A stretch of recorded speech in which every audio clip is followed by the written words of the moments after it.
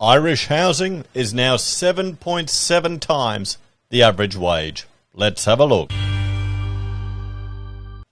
Hello everyone, Florian.heise here, and welcome to another episode of HeiseSays. Grab your stein of coffee because we're going to talk about, well, the housing issues that Ireland is experiencing. Right now, they're 7.7 times the average wage, guys. And you've got to remember, Ireland had a housing crash a few years ago, much more substantial than Australia's tiny little corrections that we've had in the past. It was going crazy in Ireland. So I want to look at a few things. This is one article that's drawing attention to this, just the inflation that people are experiencing and how expensive housing is getting in Ireland. So the government is driving house inflation, as standard Irish homes now cost 7.7 times the average wage. Now, there's a few reasons. Well, we'll see if this article touches on why this is happening. I mean, they're disincentivizing any investment in the housing sector, and they're ramping up immigration to Ireland. They're going gun-ho for it over there. It's crazy. It really is. There are some advantages to being a colony on the edge of the world. So let's have a look. Sinn Féin's housing spokesman claims that red tape is slowing down the delivery of much-needed homes. Now, why do they have such a demand for these homes? It's probably not polite to discuss it, isn't it? Been watching too much computing forever. The government's housing policy is driving house inflation. It has been claimed, as it emerged, that the standard home now costs 7.7 times the average wage. That's getting there, guys. And it's no different to Australia, is it? We've got National Construction Code legislation that's coming in, and depending on which state it is, it's estimated to increase the cost of a new build by $30,000. This is for environmental performance requirements and for accessibility requirements. That all sound good. They all make people feel nice. That a good sound bites to win an election, but they drive up the cost of housing for people trying to get into the market. And if you can't even get a house, people they're going to not build a family. The My Home, i.e. quarterly house price report, found Ireland's property market proved to be resilient to cost of living fears and external pressures throughout last year. It found the market had held up better than evidence had suggested in 2022. The number of vendors cutting asking prices remained at low levels. Well, it's because housing is a very slow-moving market. You're not going to suddenly cut prices on a property on a whim. You're going to do whatever you can and be stubborn and hold on to it and get what you think it's worth. It's emotional as much as anything. The number of vendors cutting asking prices remained at low levels, while house prices were being settled above asking prices. However, the report warned that the resilience of the housing market is set to be tested this year. The report found annual asking price inflation slowed to 6% nationwide and was 3.6% in Dublin and 7.6% elsewhere around the country. Meanwhile, the report found quarterly asking price inflation dropped by 0.4% nationally and by 0.8% in Dublin and by 0.2% elsewhere around the country. Asking prices for the average home in the Republic rose almost 11% to €320,000 in the 12-month to June, it says. 11% ain't as crazy as we've had here in Australia in the last year. I mean, some places have gone up 30%. Sorry, the year before last. It's calming down now. Oh, sorry, we're getting a big, huge property crash, and we're still going to be well above the pre-pandemic prices. So anyway, it means the asking price for the average home in Ireland is now €330,000, while the price in Dublin is €436,000. You know what I'm just going to do? Let me get a thing up here. We'll do, watching Stellaris memes, we'll do, what is it, €330,000 to AUD. What are we looking at here? So, 500 grand. So around about the average size of an Aussie mortgage. Cheaper than the average property. Not too bad, guys. Not too bad. So, elsewhere in the country, 283. Sinn Féin's housing spokesman, Ian O'Brien, I butchered that. Said the latest report makes for depressing reading, he said. Minister Daraba O'Brien will not have met any of his affordable housing targets in 2023, and the targets were too low in the first place. In many cases, what is being delivered is far from affordable. Yeah, government is not going to succeed at this. They're going to have to do massive housing construction, but we'll show you how they're stuffing up the market to disincentivize investment, and they're juicing up demand. The population growth in Ireland has just been insane. It's not been natural. Meanwhile, his controversial policies, such as the shared equity loan scheme, are contributing to house price rises. Shared equity. Again, we've got this talk of this here in Australia. This is the whole meme of you'll own nothing and you'll be happy. I hate the idea of shared equity, of the government stepping into the market. They're just going to juice it up. They're just going to juice it up. Will people learn, or are people too stupid? I think they're too stupid. Government needs to urgently revise their affordable housing plans. They must provide local authorities and approved housing bodies with increased capital and more ambitious targets. They must also strip away the red tape that is slowing down the delivery of much-needed affordable housing. Short of this, the government's housing crisis will continue to get worse in 2023. Yeah, I can't see that happening. I can't see them ever getting rid of red tape. What do you reckon? Come on, Irish viewers, let me know.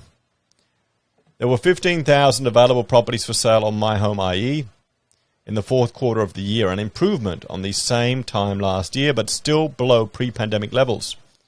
Average time to sale agreed was 2.7 months nationwide, which the report says is indicative of a very tight housing market. Average mortgage approval in October was €280,000, up 4.3% on the year. Residential property market transactions are set to exceed €21 billion in 2022, a rise of 7.5% in volume terms compared with 2021. Average residential transactions in the third quarter of last year were €370,000, almost 8 times the average income of €48,000, 8 times nearly. So there's no way you can have a single income family in Ireland. That's not possible anymore. That dream's gone. This is it. I honestly think for a lot of Western countries, the cost of housing has shifted so much that we're not going to, housing isn't going to be for everyone anymore. You're going to have a greater class divide. I think Australia's heading that way too.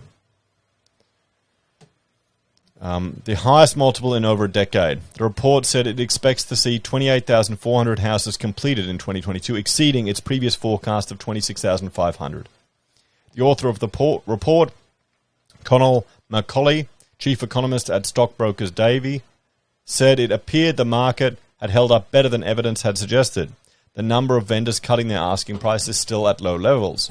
Also, transactions in quarter four were still being settled above asking prices, indicative of a tight market. He added, even if mortgage interest rates rise to 4%, debt servicing ratios are unlikely to become stretched, and there will be only a limited headwind to house prices. He noted that already stretched valuations in Ireland could be exacerbated by the central bank's decision to ease mortgage lending rules to 4 times income.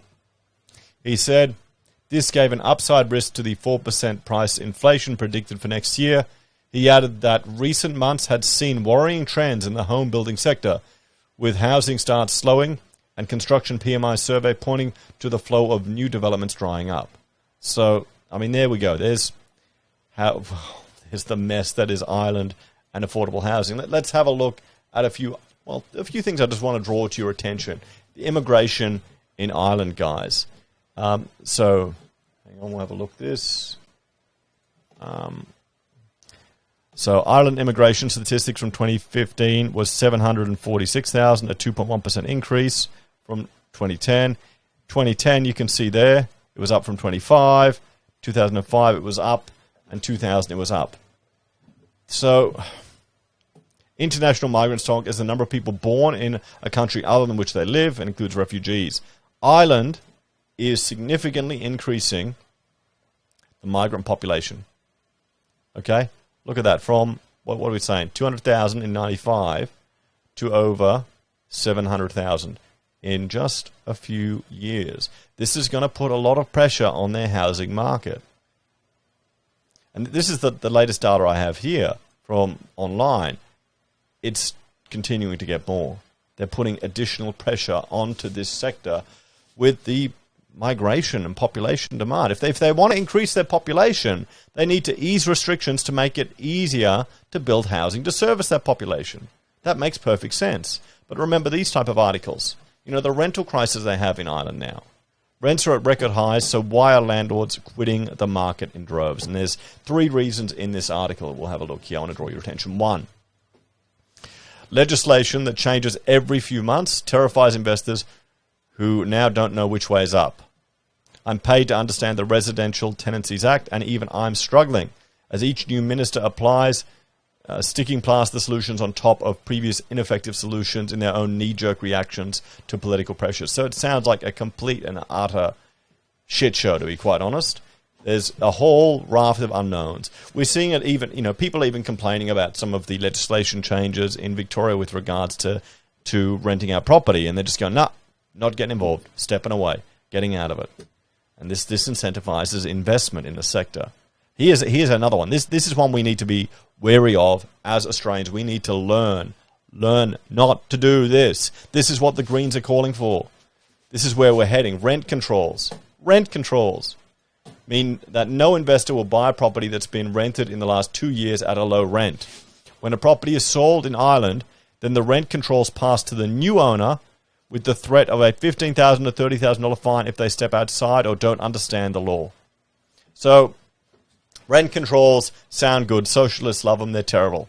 They cause a whole lot of problems. And let's refresh ourselves. So here we have a free market situation, free market rent, okay?